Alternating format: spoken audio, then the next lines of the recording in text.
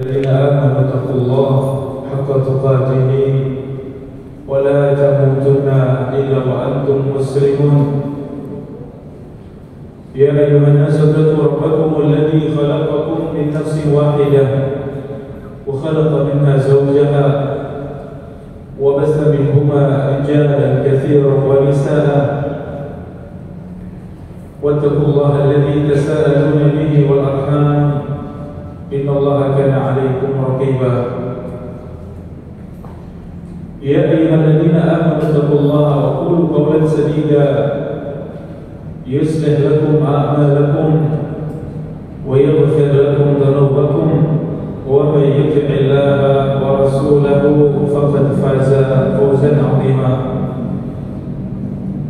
فإن أصدق الحديث كتاب الله وخير الهدي هدي محمد صلى الله عليه وسلم وشر الأمور محدثاتها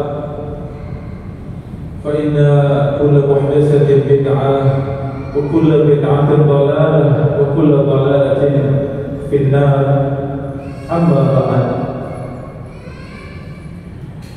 Alhamdulillah,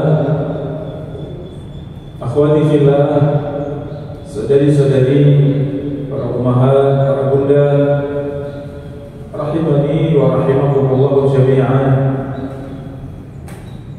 Kita bersyukur kepada Allah kesempatan pagi yang mulia ini kembali Allah mempertemukan kita di majlis yang mulia, majlis yang mana Rasulullah sallallahu alaihi wasallam beliau sifati mastama'a qaumun fi baitin min buyutillah yatluna kitab Allah wa yatadarasunahu fima bainahum. Tidaklah satu kaum berkumpul di rumah-rumah Allah, mereka membaca Al-Quran, mereka mempelajari Al-Quran, mengajarkan Al-Quran, illa nazalat alaihimus sakinah, kecuali Allah turunkan kepada mereka sakinah, ketenangan dan kebahagiaan. Wa ghasyiyatuhur rahmah, Allah limpahkan untuk mereka rahmatnya. Wa haffathumul malaikah, para malaikat mereka mendoakan. Wa dzakarahumullahu fi man 'indah, dan Allah Subhanahu wa taala berbangga menyebutkan mereka di hadapan penduduk langit. Ini akhwati fillah rahimani wa rahimakumullah, keutamaan kita bermajlis ilmu, sakinah yang kita dapatkan, rahmat Allah, doa para malaikat. Demikian Allah berbangga di hadapan penduduk langit, di hadapan para malaikat. Maka bersyukur kepada Allah setelah lama kita terhenti dari majlis ilmu karena sebab pandemi. Alhamdulillah, kesempatan pagi yang berbahagia ini untuk majlis bersama dengan saya, alhamdulillah sudah bisa kita mulai kembali, di mana pada kajian sebelumnya kita kaji Kitabul Jami', ia sebuah kitab yang ditulis oleh Al-Imam Ibnu Hajar Al-Asqalani rahimahullah, satu bagian dari kitab Bulughul Maram. Ini kitab Bulughul Maram, kitab fikih, hadis-hadis tentang fikih. Ternyata di akhir pembahasan Ibnu Hajar menambahkan dengan tambahan Kitabul Jami', yaitu yang menyebutkan tentang akhlak dan adab. Dan mohon kita pada kesempatan kali ini, pagi yang mulia ini, yang kita kembali mengulang bahasan kita dari Kitabul Jami'. Namun sedikit berbeda, akhwati fillah rahimakumullah, pada kajian-kajian sebelumnya kita langsung merujuk kepada syarah para ulama dari hadis-hadis yang ada di dalam Kitabul Jami'.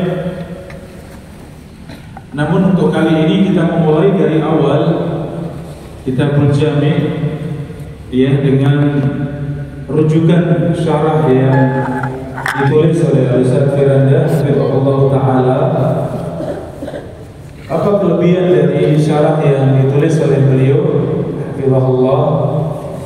Ya, dimana beliau sudah mengumpulkan banyak syarah yang ada,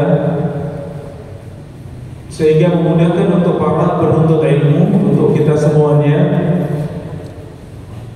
Ya, sehingga sangat mudah untuk masing-masing dari hadis yang ada di dalam Kitabul Jami' ya kita bisa pelajari ya lebih mendalam, lebih detail ya, poin-poin yang penting dalam setiap hadis, setiap pembahasan beliau sebutkan.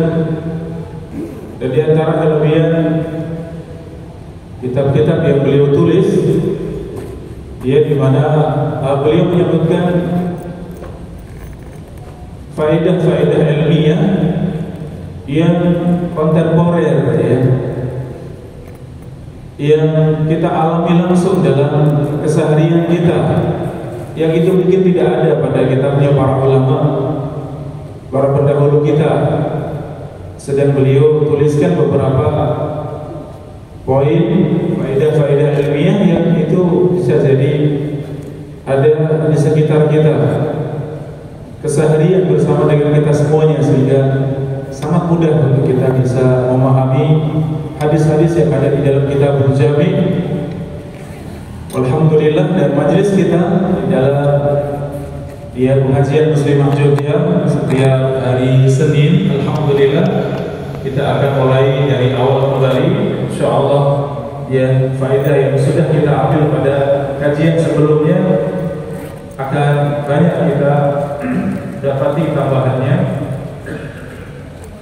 dalam syarah ini yang ditulis oleh Ustaz Firanda Hafizahullah Ta'ala.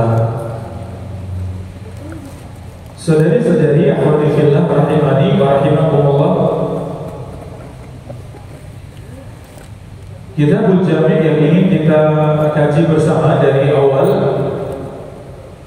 yaitu sebuah pembahasan setelah Al-Imam Ibnu Hajar Al-Asqalani dalam Kitab Bulughul Maram selesai membahas kitab fikih ya, dari taharah ya, kemudian sholat, zakat, puasa, haji dan seterusnya, al-buyu ya, tentang fikih muamalah jual beli. Kemudian di akhir ditutup dengan Kitabul Jami', yaitu hadis-hadis yang menyebutkan tentang akhlak dan adab. Akhwati fillah rahimani wa rahimakumullah, apa bedanya antara akhlak dengan adab? Kalau disebutkan secara sendirian, ketika disebut akhlak masuk dalamnya adab. Kalimat adab disebutkan sendirian juga demikian, tercakup di dalamnya akhlak. Kalau disebutkan secara bersamaan, maka akhlak adalah semua perkara yang ada di dalam hati kita, amalan-amalan batin ya, seperti bertakwa kepada Allah, takut kepada Allah, cinta kepada Allah ya, bersandar kepada Allah. Ini semuanya akhlak. Kemudian adab adalah semua perkara yang zahir, semua perkara yang tampak, yang bisa terlihat. Ya, adab seorang anak kepada orang tua, adab sebagai murid, adab sebagai guru, adab di dalam masjid, ya, adab di dalam rumah, ada qada hajat misalnya, adab di dalam kamar mandi dan seterusnya. Ini perkara-perkara penting yang seharusnya ada pada setiap muslim, baik itu lahir maupun batin. Itu disebut dengan akhlak atau adab. Dan Kitabul Jami' menyebutkan dua perkara tersebut. Ia berbicara tentang akhlak dan adab. Ia dua perkara yang mulia, yang insya Allah pada kesempatan pagi yang mulia ini kita belum memasuki pada bahasan Kitabul Jami', namun kita akan kaji bersama muqaddimah ia mukaddimah pembukaan, ia menyebutkan tentang pentingnya akhlak mulia. Ia demikian macam-macam akhlak mulia serta bagaimana agar kita bisa meraih akhlak mulia. Akhwati fillah rahimani wa rahimakumullah, akhlak tidak terlepas dari akidah, tidak terlepas dari tauhid kepada Allah. Bahkan Nabi SAW menggabungkan antara akidah dan akhlak dalam satu hadis. Man kana yu'minu billahi wal yawmil akhir falyakul khairan aw liyasmut. Barang siapa beriman kepada Allah dan hari akhir, maka ucapkan yang baik atau diam. Barang siapa beriman kepada Allah dan hari akhir, maka muliakan tamu. Barang siapa yang beriman kepada Allah dan hari akhir, hendaknya ia menghormati tetangganya, ia memuliakan tetangganya. Maka di sini Rasulullah memulai hadisnya dengan man kana yu'minu billahi wal yawmil akhir. Barang siapa beriman kepada Allah dan hari akhir. Bukti dari iman kepada Allah, iman kepada hari akhir, buktinya adalah ia berucap yang baik atau diam, dan inilah akhlak mulia. Hendaknya ia memuliakan tamunya, hendaknya memuliakan tetangganya. Ini semuanya akhlak mulia. Yang ternyata buah dari akidah yang lurus, akidah yang sahihah, itu buahnya adalah akhlak yang mulia. Maka seorang yang akidahnya benar pasti berakhlak mulia. Akhlak mulia itu tumbuh dari akidah yang lurus. Ini akhwati fillah rahimani wa rahimakumullah. Sebaliknya akhlak yang tercela, akhwati fillah, akhlak yang buruk, ia ternyata itu akan menghabiskan pahala-pahala kita. Ganjaran yang kita dapatkan karena sebab amal soleh ternyata bisa hilang. Ia bisa berkurang karena sebab akhlak yang tercela, akhlak yang buruk. Seperti sabda Nabi SAW, salah satu la turfa'u lahum salatuhum fawqa ru'usihim shibran. Ada 3 golongan yang salat mereka tidak diangkat kepada Allah walaupun 1 jengkal di atas kepala. Rajulun amma qauman wa hum lahu karihun. Seorang yang mengimami satu kaum sedang kaum tersebut benci dengan imam tersebut. Wa imra'atun batat wa zawjuha 'alaiha sakhit. Dan seorang istri yang suaminya melewati malam tersebut dalam keadaan marah kepadanya. Wa akhawani mutasariman. Dan 2 orang yang saling memutus, 2 orang yang saling membenci. Akhwati fillah rahimakumullah, ya ini akhlak yang buruk. Seorang imam yang kebanyakan makmumnya benci dengan imam tersebut karena akhlaknya yang tercela. Istri karena akhlaknya yang tercela, ia tidak khidmat kepada suami, tidak melayani suami sehingga suaminya marah. Demikian 2 orang yang saling memutus hubungan, yang saling membenci. Ya, maka ternyata itu pahala dari sholatnya tidak diangkat kepada Allah walaupun 1 jengkal di atas kepala.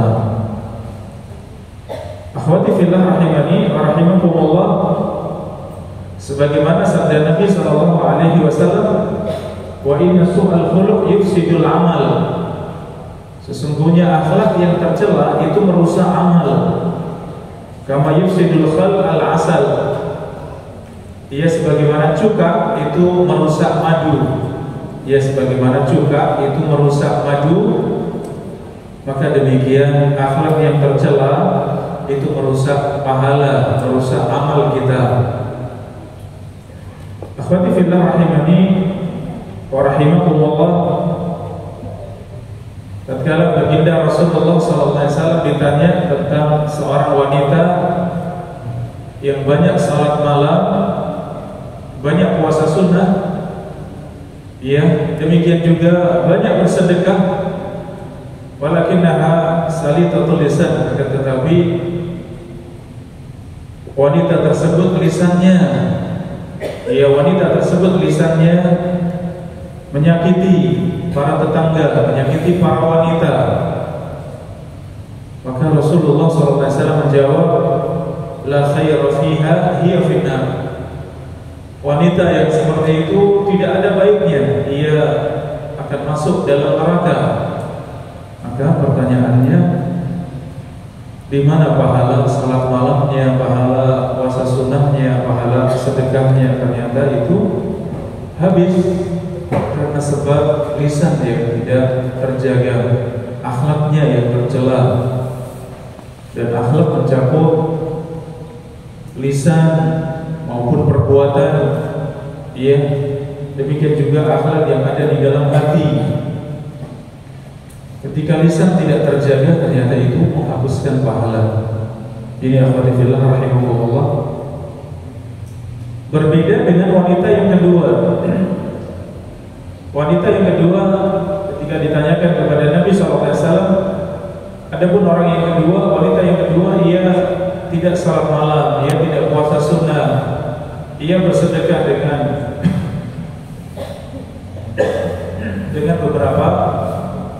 beberapa potong dari roti kering, ya. Tapi kata Nabi SAW, dia fil jannah. Wanita seperti itu masuk di dalam surga.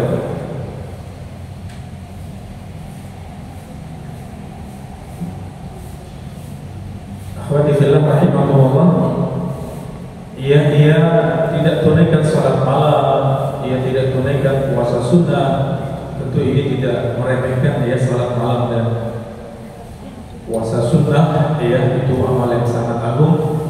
Salat sunnah yang paling mulia adalah salat tahajud, salat malam, dan puasa sunnah, amalan yang sangat dicintai Allah. Fa innahu li wa ana ajzi bihi. Sesungguhnya itu untukku dan aku yang membalas langsung.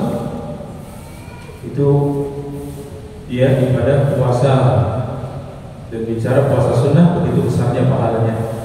Namun seandainya seorang mungkin tidak salat malam, tidak puasa sunnah, tapi ternyata akhlaknya mulia, ia tidak menyakiti orang lain, ia tidak mengganggu orang lain, ia ucapannya, sikapnya, perbuatannya sangat mulia, ia berakhlak mulia, ternyata itu pahala yang dimiliki itu utuh, ya, tidak ada yang berkurang.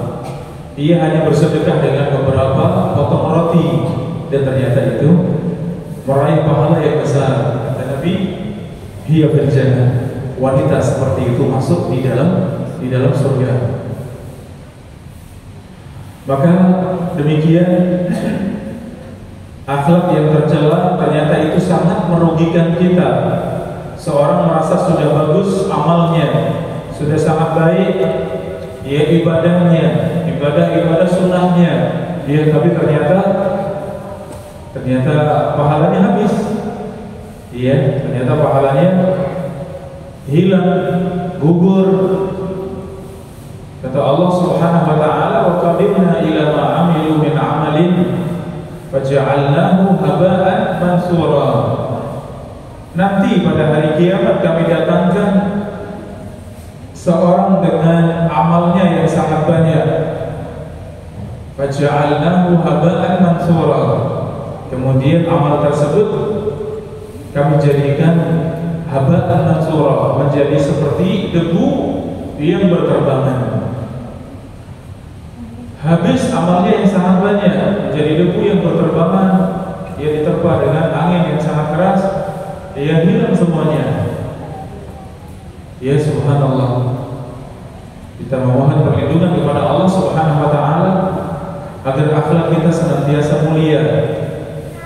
Ya, di mana Nabi SAW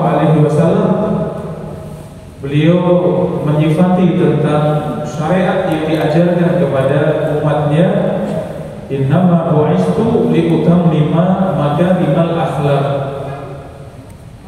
Sesungguhnya aku diutus oleh Allah untuk menyempurnakan akhlak.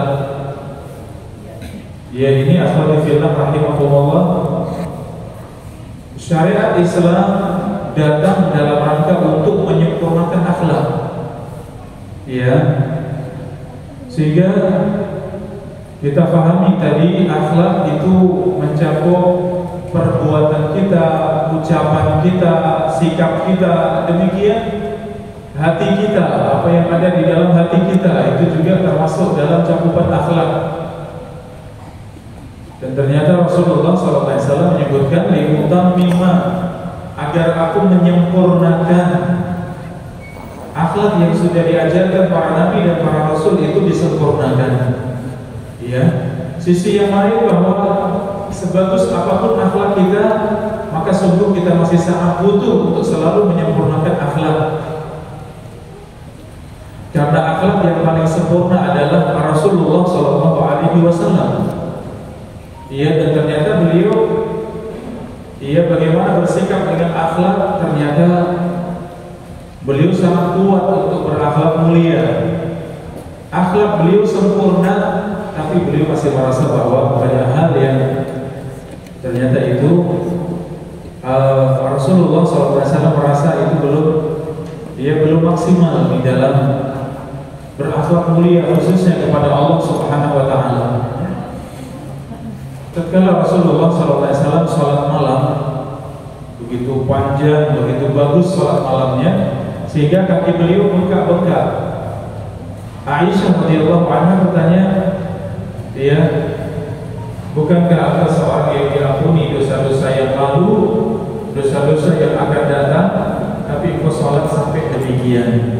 Maka jawaban Nabi SAW, "Afala uhibbu an akuna 'abdan syakura." Tidak pantaskah aku menjadi hamba yang bersyukur kepada Allah Subhanahu wa Ta'ala? Kenapa sholat sampai sedemikian rupa, segitu bagusnya, panjangnya, ya, sehingga sampai kaki Nabi sakit? Saking panjangnya berdiri, bagusnya sholat Nabi. Dia ternyata beliau ingin bersyukur kepada Allah. Dia merasa akhlak kepada Allah dengan semua kenikmatan yang Allah berikan kepadanya, ya, nikmat dunia, nikmat agama, nikmat risalah, menjadi nabi, ya, ternyata Rasulullah ingin banyak bersyukur kepada Allah. Ya, tidak pantaskah aku menjadi hamba yang bersyukur kepada Allah? Maka sabda Nabi SAW, "Innama bu'istu liutammima makarimal akhlaq." Aku diutus oleh Allah untuk menyempurnakan akhlak. Jangan sampai kita merasa bahwa akhlak kita sudah baik, akhlak kita sudah sempurna, ya. Setiap saat ketika kita pelajari Al-Quran dan Hadis, yang di situ ada perintah kepada satu kebaikan, di situ ada larangan dari satu keburukan, maka hendaknya kita menunaikan, ya, hendaknya kita menunaikan kebaikan-kebaikan yang ada di dalam Al-Quran dan Hadis. Demikian kita, ia berlindung kepada Allah, menjaga diri dari semua perkara yang itu diperingatkan dalam Al-Quran dan Hadis tentang sesuatu yang tercela.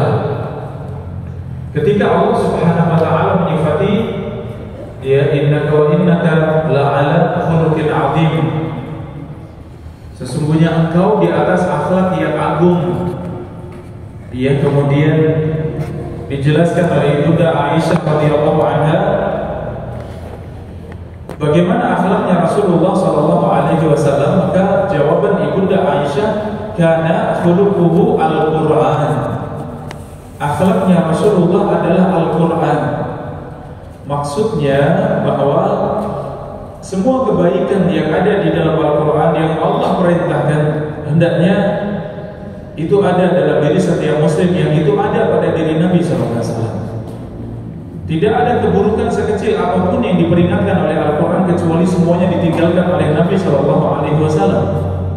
Ya, sehingga semua kebaikan dalam Al-Quran ada pada diri Nabi.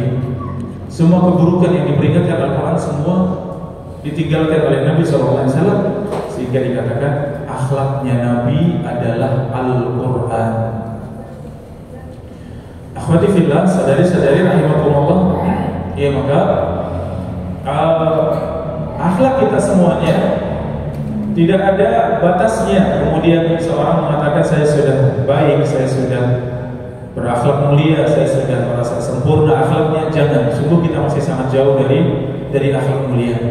Setiap sisi dari akhlak mulia kita masih bisa terus perbaiki, ya, karena tidak ada kesempurnaan kecuali kesempurnaan yang ada pada Nabi SAW. Tidak ada yang maksum, yang terjaga dari kekurangan kecuali Rasulullah SAW.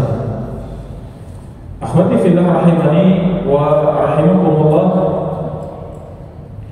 ya inilah akhlak mulia, ya dimana kita membahas tentang akhlak mulia. Ini pembahasan yang sangat besar, pembahasan yang sangat penting, yang itu semuanya buah daripada akidah kita yang lurus. Ya, dan ini akhwati fillah berbeda, itu berbeda dengan mereka-mereka yang di luar Islam. Kita berakhlak mulia itu karena Allah, ya. Kenapa kita tersenyum? Karena Allah. Kenapa wajah kita berseri? Karena Allah, ya. Mengapa kita bertutur kata baik kepada manusia? Ya, karena Allah. Artinya semuanya tujuannya karena Allah, keikhlasan kepada Allah. Maka dengan akhlak mulia seorang bisa masuk di dalam surga. Ketika Nabi SAW ditanya, "Aktsaru ma yudkhilun nasa al-jannah?" Qala husnul khuluq. Wahai Rasulullah, apa yang paling banyak memasukkan seseorang ke dalam surga? Jawabannya adalah akhlak mulia. Kenapa akhlak mulia ini paling banyak memasukkan ke dalam surga? Dalam riwayat yang lain, "Ma min syai'in asqalu fil mizan min husnil khuluq." Tidak ada sesuatu yang paling berat di dalam timbangan hari kiamat. Tidak ada yang paling berat, yang paling memberatkan di dalam timbangan kebaikan pada hari kiamat min husnil khuluq, daripada akhlak mulia. Ini akhwati fillah, yang paling banyak memasukkan ke dalam surga adalah akhlak mulia. Yang paling berat timbangan dalam mizan pada hari kiamat adalah akhlak mulia. Kenapa demikian? Karena akhlak mulia ini menghiasi kehidupan kita dalam seluruh waktu kita. Kita di dalam rumah berakhlak mulia kepada istri, berakhlak mulia kepada suami, maka semua akhlak mulia tersebut bernilai pahala di sisi Allah. Orang tua berakhlak mulia kepada anak-anaknya, demikian anak-anak berbakti dan berakhlak mulia kepada kedua orang tuanya. Itu semua bernilai pahala dan itu terus menerus. Ketika kita keluar dari rumah, kita berjumpa dengan manusia, maka akhlak mulia kita semuanya. Misal kita dengan wajah yang berseri, kita tersenyum, kita menyapa, kita mengucapkan salam, kita mengajak bicara, kita mungkin membantu, menolong, yang memudahkan yang lain. Kita masuk di kantor, ya mungkin juga jumpa dengan manusia. Maka akhlak mulia selalu terpancar dari diri kita, dan semua itu bernilai pahala. Ya, semua itu bernilai pahala di sisi Allah Subhanahu wa taala. Inilah rahasianya tadi, bahwa timbangan yang paling berat dari amal kita adalah akhlak mulia. Yang paling banyak memasukkan ke dalam surga adalah akhlak mulia. Karena sebab itu. Tapi kalau kita lihat sebaliknya, saudara-saudari, akhwati fillah, para ummahat, para bunda rahimakumullah, sebaliknya orang-orang yang tidak di dalam Islam, mereka yang non-muslim, mereka yang kafir, semua mereka yang di luar Islam, ketika mereka berakhlak mulia, maka tidak ada tujuan mereka karena Allah, tidak ada. Ketika mereka berakhlak mulia, apakah ikhlas karena Allah? Tidak ada sama sekali. Iya, pertanyaannya kalau yang sering kita dengar ya, orang-orang barat, ya kemudian yang ada di Jepang, yang ada di Cina, ya banyak orang-orang yang mulia dengan akhlaknya yang mulia, padahal non Muslim. Kalau berkunjung ke mungkin Australia, ke Eropa, ya banyak ya mereka akhlaknya baik sekali, akhlaknya sangat mulia, bahkan mengalahkan kaum muslimin katanya. Iya. Bagaimana keadaannya? Ternyata ini berbeda. Akhlak mulia seorang muslim itu akhlak mulia karena Allah. Iya, setiap akhlaknya, setiap kebaikannya, ucapannya, perbuatannya, sikapnya, bahkan apa yang ada di dalam hatinya, semuanya karena Allah, semua bernilai pahala. Adapun yang tadi dikatakan akhlaknya baik dari non muslim, ternyata tidak ada sama sekali tujuan karena Allah. Yang tidak ada sama sekali pahala yang mereka raih dengan akhlak yang baik tersebut. Kenapa mereka berakhlak mulia? Ternyata semua tujuannya duniawi. Ini akhwati fillah. Ternyata semua tujuannya duniawi. Ya, kenapa mereka murah senyum? Ya, bisa jadi karena agar disebut-sebut manusia ini, ya, seorang yang sangat baik, sangat mulia, sangat sopan, ingin disebut-sebut manusia. Ya, atau ingin dikenal, ya, ini ingin banyak dikenal, ingin tenar di hadapan manusia. Kalau bicara akhlak pada si fulan, kalau mau contoh akhlak si fulan, ya si fulan non muslim tadi, ingin tenar dengan akhlak mulia tersebut. Atau di dunia maya, ya, kita sekarang di media sosial, akhwatifillah, ya, di medsos, ya, kemudian yang non muslim tadi terus dia mengupload, ya, apakah video-video tentang dirinya, video pendek, klip-klip pendek, ya, mungkin sikapnya, ucapannya, semua ya direkam, semua diabadikan seperti itu. Kenapa? Itu sangat mulia, ya, dengan ucapannya, dengan sikapnya, tulisannya, video-videonya itu sangat mulia.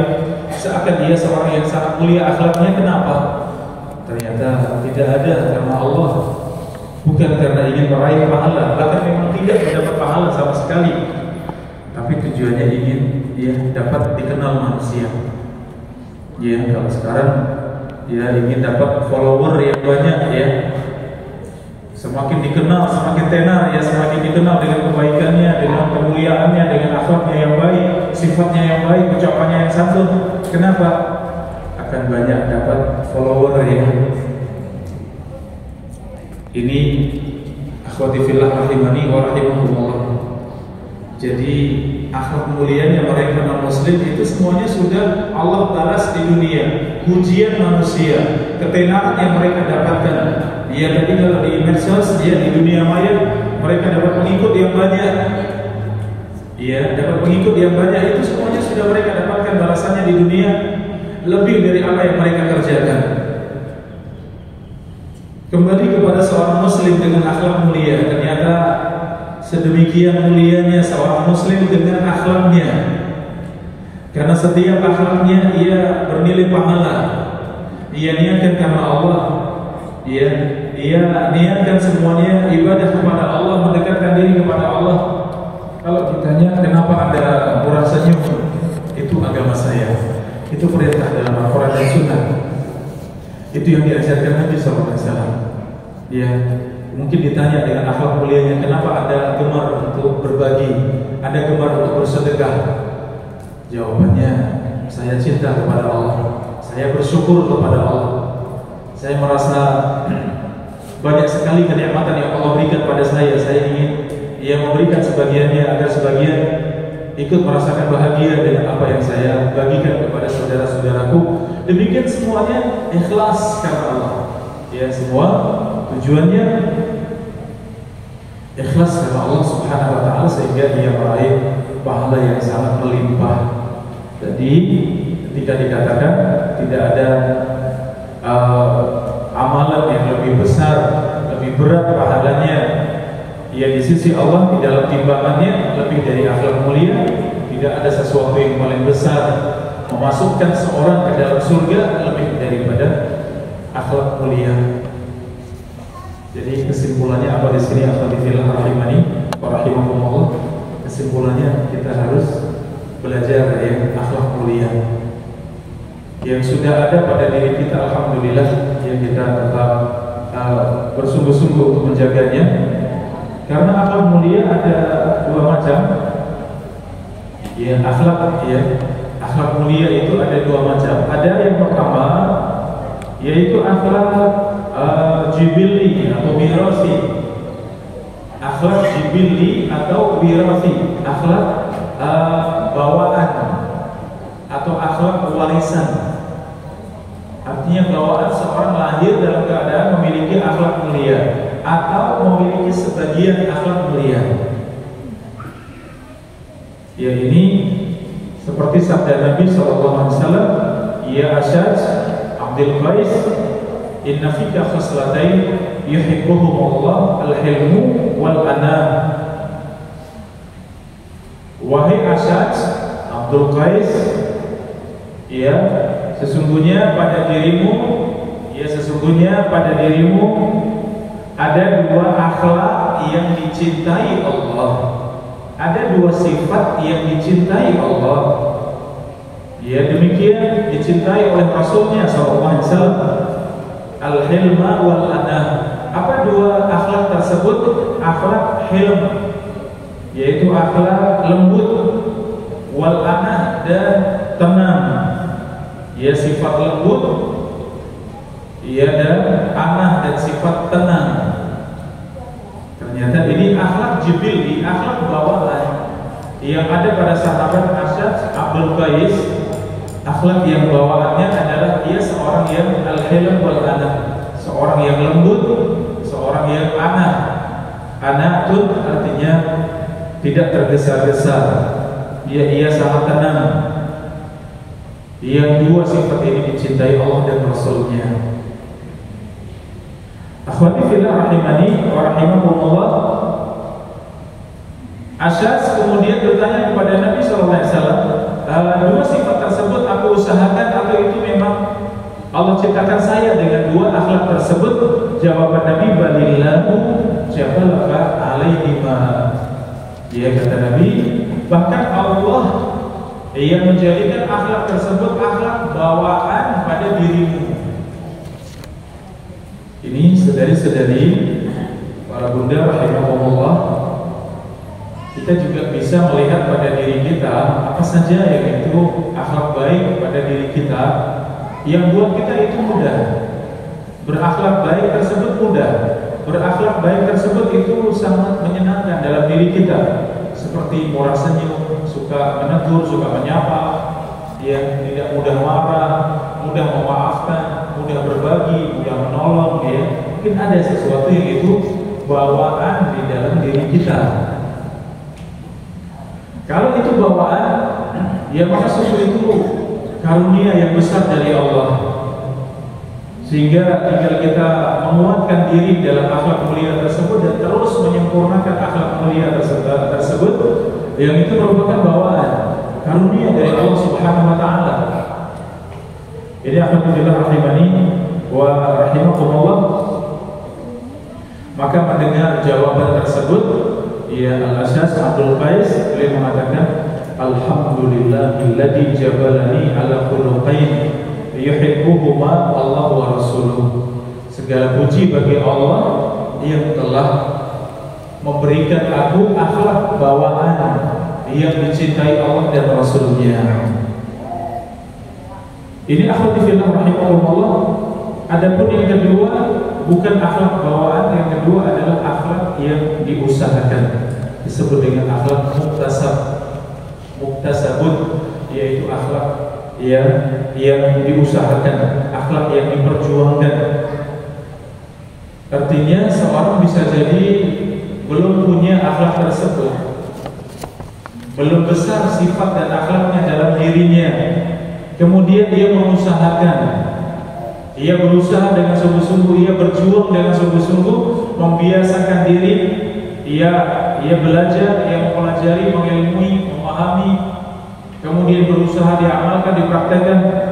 Ya, sebagaimana dalam asar disebutkan, innamal ilmu bita'allum wal hilmu bitahallum. Sesungguhnya ilmu itu dengan cara belajar, dan sifat hilm, sifat lembut itu dengan cara membiasakan. Ternyata ada akhlak yang kedua, itu akhlak yang memang tidak ada dalam diri kita, yang itu harus kita usahakan.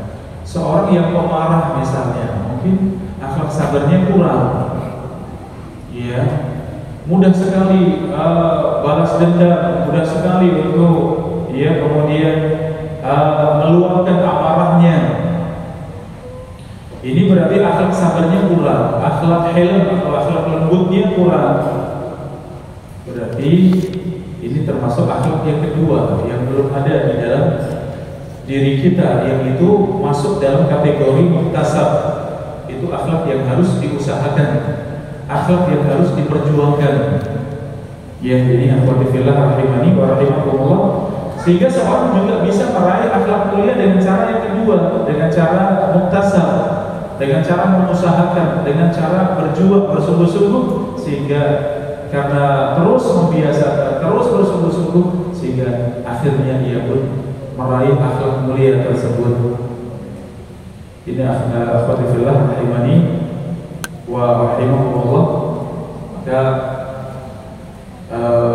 ucapan seseorang yang mengatakan, ya memang saya begini, ya, yang lain mengatakan, ya bawaan saya seperti ini, ya, yang lain mengatakan, ya ini saya dari lingkungan yang seperti ini, saya datang dari suku yang seperti ini, ya, dengan karakter yang seperti ini. Maksudnya untuk membela diri, maksudnya untuk membenarkan diri dengan akhlak yang kurang baik tadi. Misalnya ucapannya kasar, misalnya, ya, misalnya ucapannya ceplas-ceplos yang itu banyak menyakiti orang lain, ya, kemudian membela diri mengatakan, ya saya seperti ini, ya bawaan saya seperti ini, ya, dia dari daerah saya, kampung saya seperti ini orang-orangnya, ya, untuk membela diri, untuk membenarkan diri, ini tidak boleh. Karena kita harus tunduk kepada Al-Quran dan Sunnah. Al-Quran dan Sunnah semua menjelaskan tentang akhlak mulia dan memperingatkan dari akhlak yang tercela. Ini akhwati fillah rahimani wa rahimakumullah. Ya, ada dua akhlak tadi yang sudah ada, alhamdulillah, itu bawaan dalam diri kita, karunia dari Allah. Yang belum ada, kita pun bisa meraihnya dengan cara kita mengusahakan. Yang terakhir, akhwati fillah rahimakumullah, bagaimana caranya agar kita bisa meraih dari akhlak mulia? Kita senang kalau ketemu orang yang lembut misalnya, kita senang ketemu orang yang santun, kita senang ketemu orang yang penyabar misalnya. Tapi kalau ternyata kita belum punya akhlak seperti itu, saya senang kalau ketemu dengan orang yang baik, ya, ketemu orang lain itu, ya, menunjukkan betapa senangnya jumpa dengan kita, betapa welcome-nya, ya, jumpa dengan kita, ya, seorang yang baik sekali dengan senyumnya, dengan sapaannya, dengan sikapnya itu baik sekali. Ini masya Allah akhlak mulia. Ya, ketika melihat ada orang yang susah, itu langsung tergerak bagaimana, ya, segera membantunya, segera menolongnya. Ya, ini kita kagum dengan orang-orang seperti ini. Tapi mungkin dalam diri kita belum, ya, dalam diri kita belum ada yang seperti itu. Maka kita bisa menjadikan itu sebagai bagian yang kedua, yaitu akhlak yang kita usahakan, ya, akhlak yang kita biasakan. Maka di antara cara kita, langkah kita untuk meraih akhlak mulia, yang pertama harus bersungguh-sungguh, harus berjuang secara terus-menerus dengan niatan yang kuat. Saya harus bisa berakhlak mulia. Tanamkan di dalam diri kesungguhan, niat yang kuat bahwa saya harus bisa berakhlak mulia. Kalau tadi masih pemarah, saya harus bisa menjadi seorang yang penyabar. Ini yang pertama, akhwati rahimahullah. Yang kedua, memang harus mempelajari. Ya, yang kedua memang harus belajar. Setelah niat yang kuat, memang harus belajar. Keutamaan dari penyabar misalnya, keutamaan dari berlemah lembut, ya, keutamaan mudah membantu orang lain, ya, keutamaan baik kepada orang lain, keutamaan senyum dan berseri kepada manusia.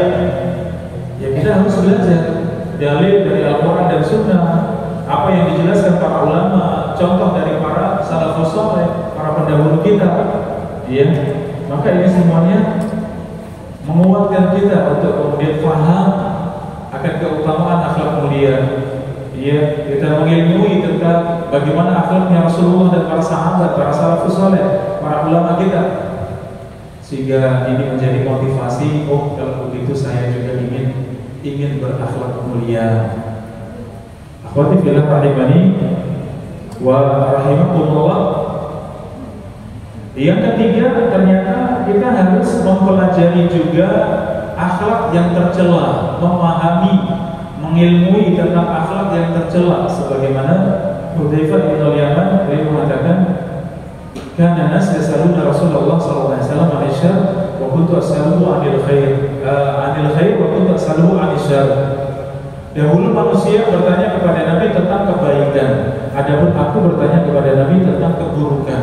Makhafata an yudrikani, karena aku khawatir aku tertimpa keburukan tersebut.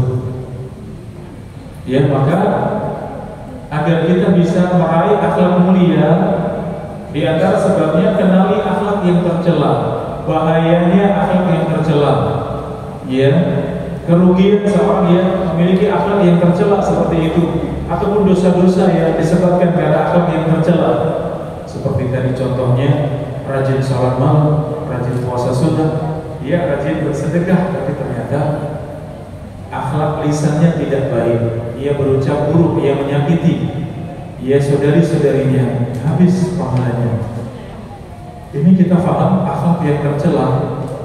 Kenapa? Kata Hudzaifah, ya, makhafata an aqa'a fihi, aku khawatir terjatuh di dalam akhlak tercela tersebut. Ya, maka berakhlak mulia di antaranya dengan sebab agar kita mengenali bahayanya akhlak yang tercela. Kemudian sebab berikutnya untuk meraih akhlak mulia adalah membiasakan. Ya, membiasakan, memang harus memaksakan diri. Sesuatu yang belum terbiasa pada awalnya sulit. Ya, kita masih ingat masa kecil ingin membiasakan sholat fardu berjamaah atau sholat 5 waktu, ya masih sulit. Ya, prosesnya panjang, bertahun-tahun kita membiasakan sholat 5 waktu, membiasakan sholat berjamaah di masjid. Ya, kita belajar puasa ketika masih kecil, bagaimana belajar puasa? Puasa nunggu sampai zuhur aja, ya lama sekali rasanya. Tapi terus kita biasakan, terus dipaksa, terus biasakan, lama-lama puasa sampai maghrib saja biasa, nggak apa-apa, ya ringan. Maka seperti itu akhlak mulia. Ketika kita belum punya akhlak mulia, maka di antara usaha kita untuk bisa meraih akhlak mulia adalah memaksakan diri, membiasakan diri, ya, mempraktekkan semua yang kita ilmui tentang akhlak mulia. Pada awalnya mungkin berat, sulit, biasanya mudah marah, kamu harus tahan diri, tidak boleh marah, ya. Maka pada awalnya mungkin yang demikian sulit, tapi terus dibiasakan, terus ya diperjuangkan, maka insya Allah sampai pada saatnya itu menjadi akhlak kita, ia menjadi sesuatu yang mulia di dalam diri kita. Dan yang terakhir, alhamdulillah, yang memuatkan kita untuk meraih akhlak mulia, mengajak orang lain untuk berakhlak mulia. Al-jaza min jinsil amal, ya, balasan sesuai dengan amal, ya, balasan sesuai dengan amal. Sehingga ketika kita mengajak orang lain, maka balasan Allah, kita dimudahkan Allah untuk memiliki akhlak tersebut. Kita ingin rajin puasa, kita ajak yang lain puasa, insya Allah lebih ringan, lebih mudah.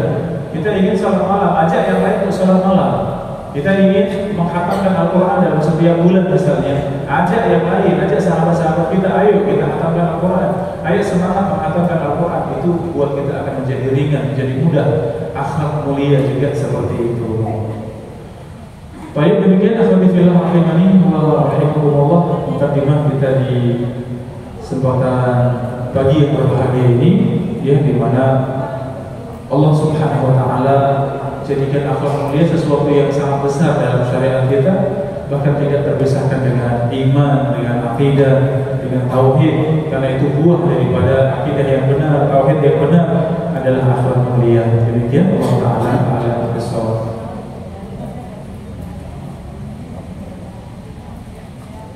Baik, dipersilakan kepada kalian mungkin ada pertanyaan.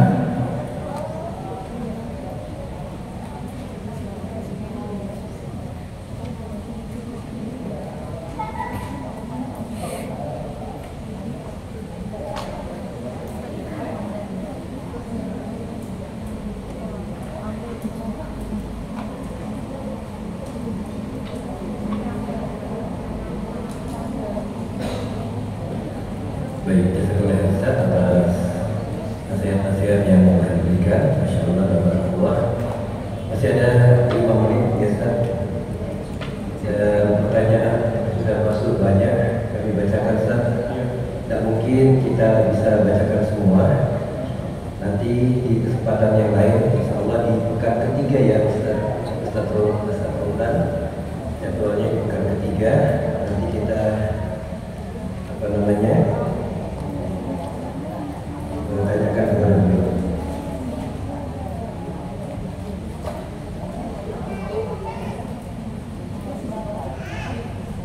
Bismillahirrahmanirrahim. Assalamualaikum warahmatullahi wabarakatuh. Ustaz, Ustaz, saya ingin bertanya.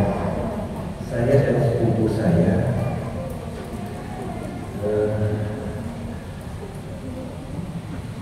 sudah lama ada masalah karena salah paham. Selama ini saya sudah coba untuk menghubungi saudara saya itu, baik dengan chatting maupun mengirim hadiah, tapi seolah-olah selalu diabaikan oleh saudara saya. Bagaimana saya meminta Ustaz? Ya, Assalamualaikum saudara-saudari. Seorang sahabat juga bertanya mirip ya dengan pertanyaan ini. Wahai Rasulullah, saya menyambung keluarga saya, rahim saya, mereka selalu membalas dengan memutus. Saya bersabar kepada mereka, selalu dibalas dengan kejahilan. Ya, maka Nabi SAW beliau mengatakan, la yakunta kama qulta ka'annama tusibul mal. Seandainya benar engkau terus-menerus seperti itu, maka seperti itu seakan engkau memberi pasir panas di mulutnya. Dari hadis tadi, Nabi SAW perintahkan terus untuk berakhlak mulia. Karena akhlak mulia tadi bedanya kita dengan orang kafir. Kita berakhlak mulia bukan untuk manusia, bukan untuk pujian, bukan untuk ketenaran, bukan untuk cari pengikut, tapi kita berakhlak mulia karena Allah. Akhlak mulia itu mendatangkan pahala. Maka dengan kita terus berakhlak mulia kepada orang lain, apalagi orang-orang dekat kita, apalagi keluarga, itu semuanya bernilai pahala. Sehingga buat kita, bagaimana sikap mereka menanggapi akhlak mulia kita, kita berharap Allah berikan hidayah kepada semuanya, Allah berikan petunjuk kepada semuanya, sehingga semuanya berakhlak mulia. Seandainya pun belum, tidak masalah buat kita. Rasulullah katakan, la yakunta kama qulta, kalau engkau terus menerus dengan akhlak seperti itu, maka anak tusiful mal, maka balasannya yang membalas dengan keburukan itu urusan mereka dengan Allah. Urusan mereka dengan Allah itu serahkan kepada Allah. Kita nggak usah mengambil sikap kita membenci, kita kemudian tidak suka, tidak senang atau kecewa. Jangan, karena kita sudah niatkan karena Allah, sehingga tidak ada yang kecewa yang berharap kepada Allah. Tidak ada seorang pun yang kecewa ketika berharap kepada Allah, berdoa kepada Allah, meminta kepada Allah, tidak ada kecewa. Allah berikan lebih dari yang kita harapkan.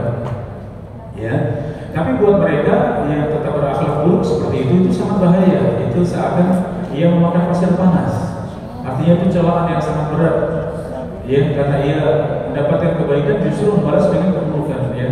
Sehingga Anda terus usahakan, dan usaha yang Anda kerjakan bisa jadi masih sangat banyak cara yang lain, mungkin dengan cara tadi telepon, dengan cara chatting, mungkin dengan cara mengirim hadiah, mungkin masih banyak yang lain. Bisa jadi dengan berkunjung, silaturahmi, kemudian mungkin memutus keluarga atau memutus yang lain untuk datang ke rumahnya. Masih banyak cara, apapun yang itu bermanfaat, apapun yang membuat bahagia seseorang secara umum, itu kita coba berikan kepadanya. Insya Allah dengan sebab demikian, hati sekeras apapun dengan kebaikan orang lain, dengan kebaikan orang lain, itu umumnya akan luluh. Kita berharap pada Allah, kita doakan mudah-mudahan mendapat hidayah. Demikian Allah Ta'ala alam. Baik, terima kasih Ustaz atas jawaban yang telah diberikan. Kita bacakan kembali Ustaz. Bismillahirrahmanirrahim. Assalamualaikum warahmatullahi wabarakatuh. Ustaz, izin bertanya, apakah mendiamkan suami ketika marah termasuk akhlak yang buruk? Dan apakah kami sebagai istri tidak boleh marah dan harus terus bersikap baik terhadap suatu orang nasihat. Baik, alhamdulillah rahimani wa rahimakumullah, ya. Islam agama yang sempurna, Islam agama yang indah, ya, sehingga kaitannya dengan semua urusan kita baik secara pribadi, dalam berkeluarga, dalam bertetangga, bermasyarakat, ya, ini juga kaitannya dengan interaksi ataupun relasi dalam dunia usaha bisnis, ya, semua syariat Islam sempurna aturnya, ya, apalagi urusan suami istri, ya. Batasan hubungan antara suami istri adalah masing-masing menunaikan kewajiban dengan sebaik-baiknya.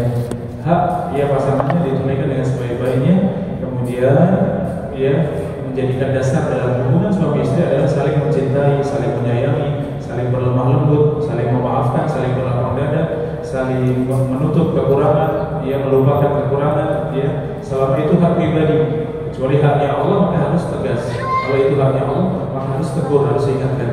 Itu. Bagaimana dengan marah? Marah batasannya, ya. Nabi SAW bersabda, la taqdab, ya, jangan marah, diulang-ulang. Artinya pada asalnya marah itu tidak boleh karena marah akan menyebabkan seorang melampaui batas. Ya, dengan sebab marah seorang akan melampaui batas. Ini. Adapun marah sesuatu yang pasti ada dalam diri kita. Setiap manusia, laki, perempuan, suami, istri, anak, orang tua, semuanya pasti marah. Marah itu ada karena itu kejiwaan kita. Tapi Nabi memberikan batasan, laisa syadid bisur'ah, inama syadid alladhi yamliku nafsahu indal ghadab. Ya, orang yang kuat itu bukan yang kuat dalam bergulat, dalam bela diri, tapi orang yang kuat adalah yang kuat menahan diri ketika sedang marah. Ya, maka seorang suami ketika marah silakan boleh marah, tapi bisa menahan diri sehingga tidak berbuat yang salah, tidak bersikap yang salah, tidak berucap yang salah, hati juga tetap terjaga, tidak suudzon. Seorang istri juga demikian, bisa marah kepada suami, ya, mungkin benar suami salah sehingga istri marah, misalnya boleh tak marah seperti itu? Boleh, tapi tetap menahan diri. Bagaimana? Tetap tidak boleh berucap yang salah, berucap yang kasar, berucap yang melampaui batas. Sikap juga demikian, perbuatan juga demikian, tetap terjaga, tidak kemudian marah, kemudian merusak ini, merusak itu, lah ini melampaui batas. Demikian hati tetap terjaga ketika sedang marah, walaupun marah, ya, tetap juga hati terjaga, tidak kemudian ya suudzon, kemudian memutus, ya, kemudian mengambil sikap yang tidak baik. Nah, ini sesuatu yang dihindari dari marah, sehingga dengan marah tadi ternyata suami paham, oh iya saya salah, mungkin akan menyesal, segera mungkin meminta maaf atau ya kemudian mendekat kepada istri.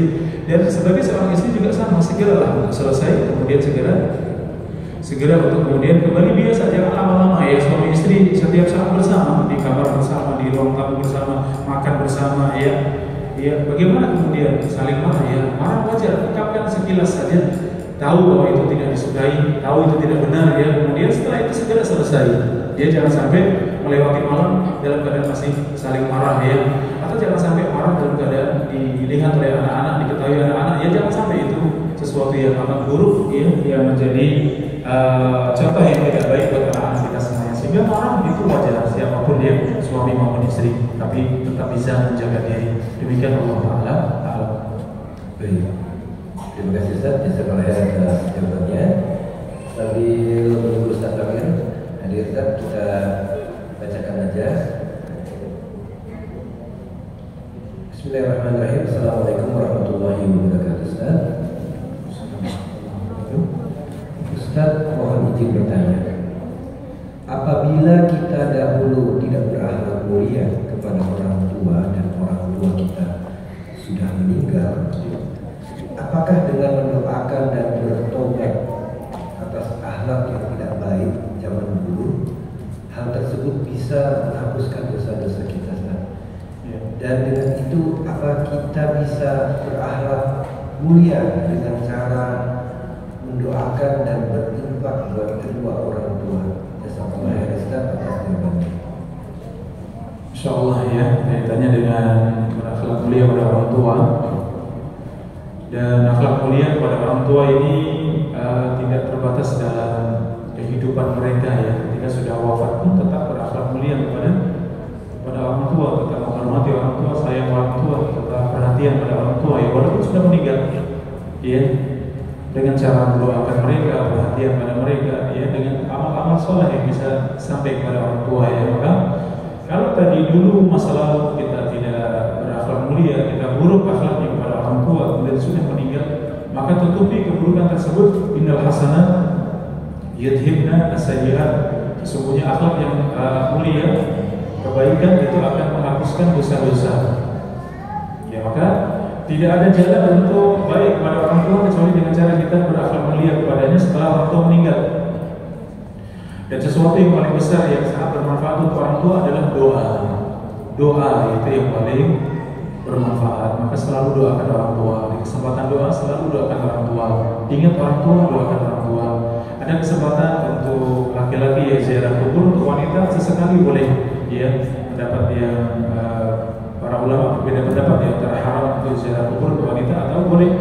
Ya, sebagian membolehkan, tapi jangan sampai terlalu sering, ya, jarang-jarang, kadang-kadang ya boleh.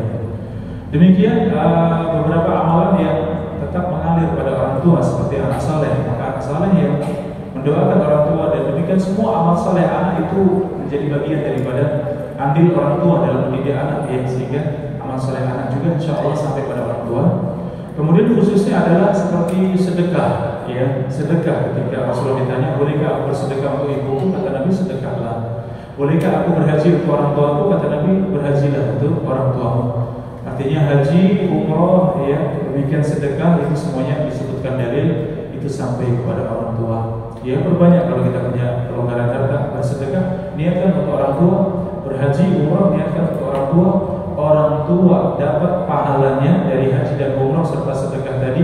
Kita sebagai anak dapat pahalanya berbakti kepada orang tua.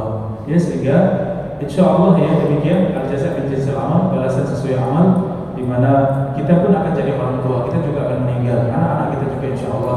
Kalau kita sebagai orang yang berbakti, insya Allah anak-anak kita semuanya ikut berbakti, ya, untuk kita semuanya. Demikian Allah Ta'ala a'lam bishawab. Dan cukupkan. Wassalamualaikum warahmatullahi wabarakatuh.